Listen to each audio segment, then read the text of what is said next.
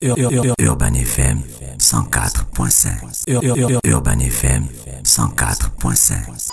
7h33, on retrouve Jean-Paul pour l'actualité internationale. Bonjour Jean-Paul. Bonjour René. Merci d'être chaque matin présent pour nous informer et expliquer ce qu'on a parfois du mal à saisir. Alors l'actualité internationale est marquée par quoi? Ce matin, nous allons revenir sur le Forum économique international de Saint-Pétersbourg. Alors, c'est l'équivalent de ce qu'on appelait communément jusqu'à l'année dernière le Davos russe, c'est-à-dire que c'est un salon international au cours duquel, sur le même principe que le Forum économique de Davos, où en Suisse, ce sont des hommes politiques et des hommes d'affaires du monde entier qui se rencontrent pour échanger sur des questions d'actualité du moment. C'est exactement la même chose qui se fait à Saint-Pétersbourg, mais la seule différence, c'est que ce sont là les dirigeants, que ce soit des chefs d'entreprise ou des dirigeants politiques, qui se retrouvent en Russie pour échanger avec la Russie des questions d'actualité du moment. Et surtout, c'est aussi une formidable opportunité pour les autorités russes de présenter des opportunités aux chefs d'entreprise étrangers et aussi les opportunités d'investissement. Enfin, les opportunités de coopération économique avec les autres États et les opportunités d'investissement avec les autres chefs d'entreprise. Alors, l'édition de cette année est la première qui a été organisée depuis l'invasion russe en Ukraine du 24 février dernier.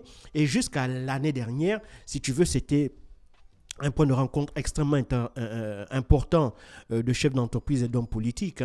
On a vu, par exemple, jusqu'à l'année dernière, Angela Merkel, qui était chancelière, elle y a participé à plusieurs reprises. Les chefs d'État français, Emmanuel Macron, François Hollande ou encore Nicolas Sarkozy avaient déjà fait le déplacement à leur époque à Saint-Pétersbourg, puisque ça se tient dans la capitale économique russe. Et il y avait énormément de chefs d'entreprise français. Monsieur Pouyadé, par exemple, le PDG de Total, avait justement animé une conférence l'année dernière sur les opportunités que réservait justement l'industrie pétrolière, mais ça, c'était avant. Et donc, depuis le 24 février, les choses ont changé. Les Occidentaux ont décidé d'infliger de lourdes sanctions économiques à la Russie. Les Occidentaux ont également décidé de boycotter tous les événements organisés par la Russie. Il ne faut pas l'oublier que lors du dernier forum économique de Davos, qui s'est tenu en Suisse, la Russie qui avait été, par rapport au programme édicté l'année dernière, même en début d'année, qui était invité à participer à ce forum, les invitations leur ont été tout simplement retirées. Il ne faut pas aussi oublier que l'année dernière, Vladimir Poutine était même intervenu lors de ce forum économique de Davos. Maintenant, comme je l'ai dit, sanctions économiques liées à l'invasion russe en Ukraine obligent, et donc les Occidentaux boycottent tout naturellement cet événement. Mais est-ce pour autant que on peut dire que la Russie est isolée? En fait, c'était ça la grande interrogation par rapport... Mais cette année, ça devait avoir lieu je pense, du 15 au 18. Du 15 au 18, exactement. Et l'invité d'honneur de cette édition, c'est évidemment l'Égypte. Alors, pourquoi l'Égypte? L'Égypte, déjà, de par sa position géographique, elle est située, si tu veux, c'est une zone stratégique. Elle fait la jonction entre la Méditerranée et l'océan Atlantique par l'intermédiaire du canal de Suez. Donc, c'est une porte d'entrée importante pour partir de l'Europe vers le continent africain. Et depuis plusieurs années, si tu veux, et particulièrement depuis l'invasion russe, au regard de la position des pays africains dans leur majorité, il faut savoir que sur les 53 pays que compte l'Union africaine, il n'y a que 10 qui ont condamné la Russie pour son invasion en Ukraine. Il y en a 34 qui se sont abstenus. Il y a même 11 qui n'avaient même pas... Pardon ? 10, c'est faible. Oui, 10, c'est très faible. Et surtout qu'il y a 34 pays qui se sont abstenus. Il y avait 11 pays qui n'avaient même pas fait le déplacement lorsque... Il y avait l'Assemblée générale de l'ONU, justement, qui avait été organisée par les Occidentaux pour essayer d'isoler au maximum la Russie. Et donc, de ce point de vue-là, la Russie est bien consciente que les Africains n'ont pas la même lecture que les Occidentaux concernant cette crise ukrainienne. Et mieux encore, on l'a vu dernièrement, le président en exercice de l'Union africaine, le Sénégalais Macky Sall, avait fait le déplacement à Sochi, en Russie, où il avait rencontré Vladimir Poutine et était parti en compagnie de Mohamed Saleh, qui est le président de la Commission de l'Union africaine, et donc Macky Mohamed. Et donc, ils avaient plaidé auprès des autorités russes, auprès du président russe pour obtenir, si tu veux, la facilitation, la sortie des céréales qui sont bloquées pour le moment dans les ports en Ukraine, faciliter leur sortie de la mer Noire pour arriver justement sur le continent africain où déjà les effets liés à la crise alimentaire commencent déjà à se faire sentir. Pourquoi ? Parce que il faut savoir que près de 60% du blé consommé sur le continent africain de manière globale proviennent de Russie et d'Ukraine. Et dans certains pays comme l'Algérie dépend 90% du blé ukrainien, l'Égypte dépend pour plus de la moitié du blé ukrainien, et d'autres pays, comme le Mali, comme d'autres, dépendent en grande partie des céréales qui proviennent de Russie. Alors, la Russie avait fait savoir au président sénégalais Macky Sall qu'elle était ouverte justement pour permettre la sortie de ces céréales-là d'Ukraine, mais il restait un problème. Un problème, c'était les mines qui parsèment les bords de la mer d'Azov, les bords de la mer Noire, et donc ces mines-là, pour les Russes, pour permettre justement aux navires d'accoster dans les ports ukrainiens, notamment le port d'Odessa, il faudrait justement déminer cette zone-là. Et donc les Ukrainiens, ils ont donc demandé aux Ukrainiens de déminer, de retirer leurs mines pour permettre aux navires d'accoster et de pouvoir transporter ce blé-là.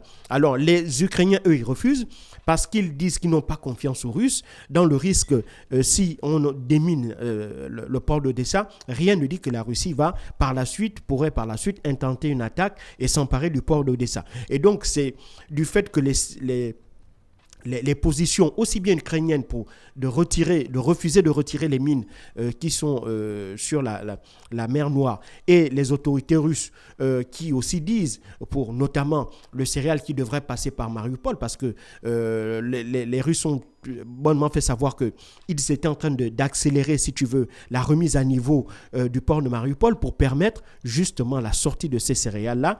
Et bien évidemment, ils avaient discuté, et ils ont discuté déjà avec la Turquie qui s'est portée volontaire pour assurer la garantie de la sortie de ces céréales-là de la mer Noire en passant par le détroit de Bospore et le détroit de Dardanelles.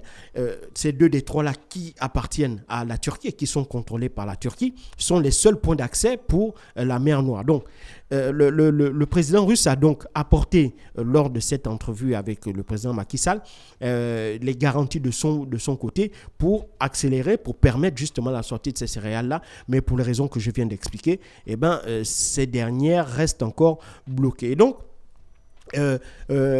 fort de cette situation, donc la Russie avait quand même tenu donc à mettre en avant l'Afrique, et l'Afrique a occupé une place importante, une place quasiment centrale au cours de cette édition du Forum économique de Saint-Pétersbourg. Et puis, il faut savoir, maintenant, à la différence des autres éditions, il n'y a pas eu de représentants de très très haut niveau, c'est-à-dire on n'a pas vu de président de la République ou de chef de gouvernement sur place, mais néanmoins, des pays se sont quand même fait représenter. On a estimé à peu près 80 délégations étrangères qui ont fait le déplacement. Alors ça va aussi bien des talibans en Afghanistan jusqu'en Centrafrique. Il y a eu le premier ministre centrafricain, c'est la plus haute personnalité, qui a fait le déplacement de cet événement-là.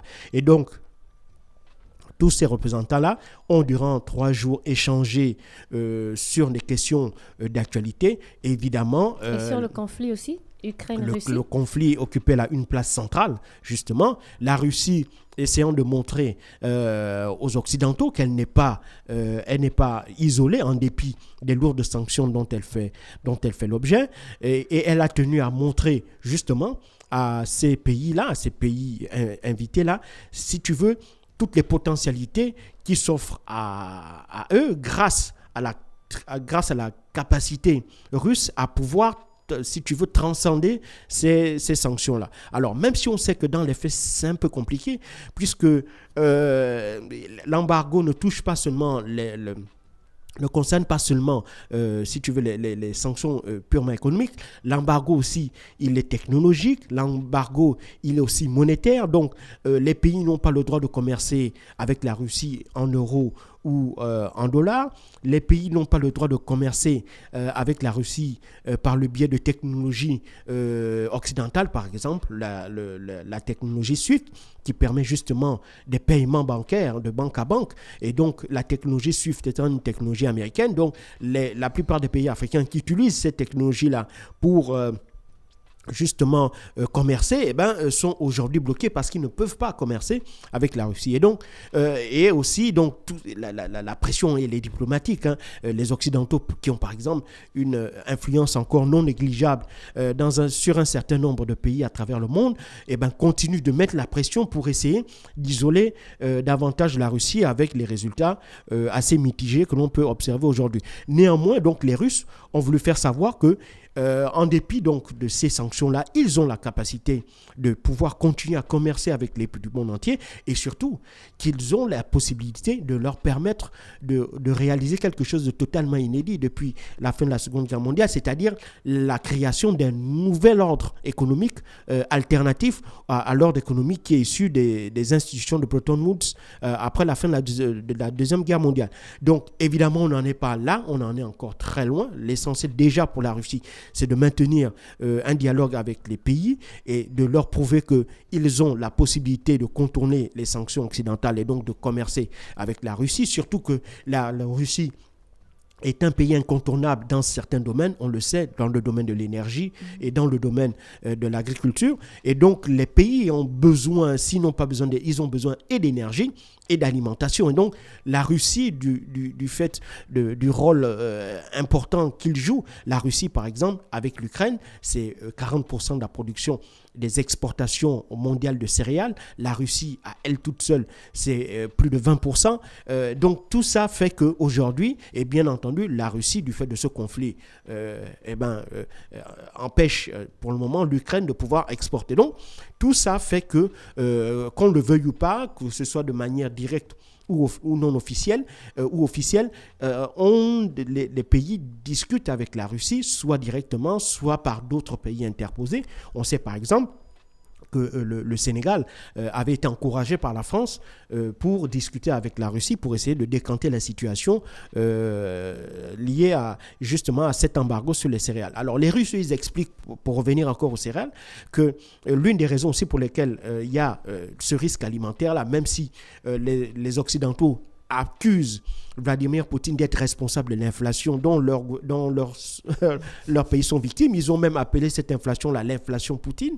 Et donc, les Russes, ils estiment que les effets économiques décidés unilatéralement, les effets économiques que ressentent les économies occidentales sont de leur fait parce que ce ne sont pas les Russes qui ont décidé de la mise en œuvre de ces sanctions économiques-là, ce sont les Occidentaux eux-mêmes qui en ont décidé unilatéralement et c'est la raison pour laquelle ils en ressentent les effets aujourd'hui. Et donc, la Russie, pour ce qui concerne par exemple les céréales, demande jusqu'à présent, et les Occidentaux continuent de faire la sourde oreille, demande qu'une partie des sanctions soit levée, notamment les sanctions liées à l'utilisation de la technologie SWIFT, même si les Russes aussi sont quand même assez réticents à pouvoir réutiliser cette technologie. Pourquoi ? Parce qu'in fine derrière, si on utilise cette technologie, ils vont devoir utiliser l'euro et le dollar. Or, jusqu'à présent, les banques russes et la Banque centrale russe ont leur compte libellés en euros et en dollars qui sont gelés jusqu'aujourd'hui. Donc, ce serait vendre à perte,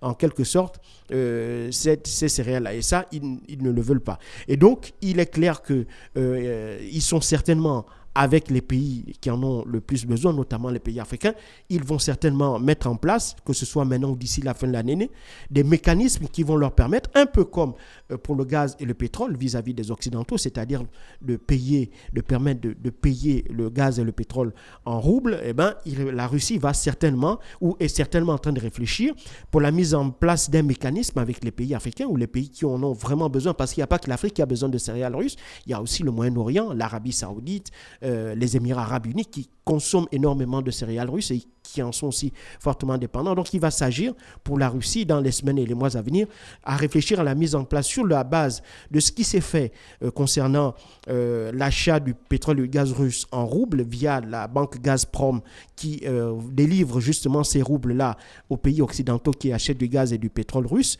Eh bien, ils vont certainement réfléchir à un mécanisme similaire, mais concernant cette fois-ci l'achat de céréales russes. Donc, et c'est ce forum est justement le bon moyen pour essayer de rassurer les partenaires russes, notamment ceux du continent africain et ceux d'ailleurs, sur la disponibilité de la Russie à vendre évidemment ces biens-là qui sont indispensables et dont beaucoup de pays sont aujourd'hui dépendants, mais aussi de montrer qu'au-delà de ça, il y a donc des opportunités à saisir dans la mesure où on pourrait enfin mettre en place un nouvel ordre que lui, il considère comme alternatif et qui ne soit plus dominé par les Occidentaux et permettre ainsi, si tu veux, à l'ensemble du monde entier de se soustraire à cette domination occidentale. Merci Jean-Paul, grâce à toi on en sait un peu plus sur le Forum économique international de Saint-Pétersbourg. On se retrouve dans quelques instants pour la suite des programmes d'Urban FM. Urban FM 104.5.